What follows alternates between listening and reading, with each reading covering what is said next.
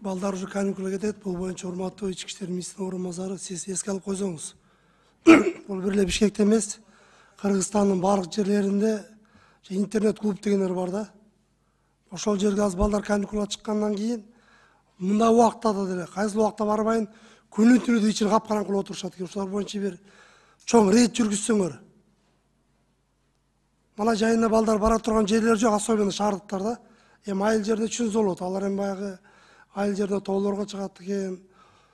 Жана башка немелер бар, жумуштар көп айыл жерде. Шаардын баары интернет клуб деген. Көбүнүн документтери жок ушу кээ-бирлеринин. Үйлөрүнөн бир айлап, 2 айлап качып барып жатышып атат. Ошончо бир каты рейд жүргүзсөңөр ошолор боюнчачы. Руслан Шарадевич, бул боюнча маалымдап кетейин. Бизде ай сайын 2-3 иреттен рейдтер жүрүп турат. Жаш балдардын кароосуз калган интернет клубтарда жүргөндөрү боюнча. Ар бир эми боюнча чара көрүлүп, балдардын ата-энесине чара көрүлөт. Сиздин айтканыңызда туура, бул боюнча да биз тапшырма берип, бул жагынан да ишти күчөтөбүз. Ошол эле ушул жерде мына саламат сактоо министринин орун базары сиз деп отурасыз. Мына аптекаларда дагы психотроптук деп коет экен. Ошолордун эч кандай рецепти жок эле сатылгандар абдан көп экен.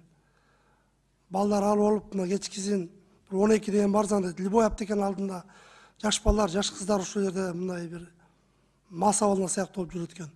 Ушулар боюнча да рейд жүргүзүп, бир катуура тапшырма берсеңиздер. Мына Жамила Кубанычбековна айткандай, балдар биздин келечегибиз, биздин келечек жаштарда дейбиз. Бирок акыркы убактарда такыр ушу жаштар болгон мындай бир көң бурулбай калды да. Буларды бир катуура көзөмөлдөп, аптекалар ушуну кылып койсоңуздар сиздерге да. Ошол эле мына билим берүү министринин орун базары сиз отурасыз. Мына мектептердин жанында камоктор бар, магазиндер бар. Ошолор маңдайына карасаңыздар, тоже бир балдарга жанагы бир энергетика окшогон башка нерсенин баары сатылат. Ошолордун баары тыюу салып, директор школаларга кайтырып, управление образованияларга кайтыртып, ушуларды чара колдонсоңуздар чын эле. Ошолордун баарын тыюу салыш керек мектептин жанындагы кайсы больница болбосун, аптека болобу мектептин жанында. Жана павильондор болобу, ушулардын баарын көчүрүш керек мектептин жанынанчы. Ичине кирсең баары балдарга бүт зыяндуу нерселер экен. Бир пайдалуу ичинде немеси жок. Энергетиктер, чипсы, жана башка нерселер баары балдарга зыяндуу нерсе. Ушулар боюнча да урматтуу министрдин орун базары көзөмөлгө алып тапшырма берип чыгыш деп койсоңуздар. Рахмат, Жомон Кучбеков, колдойбуз буйруңузга. Мен да сизге кошулат элем.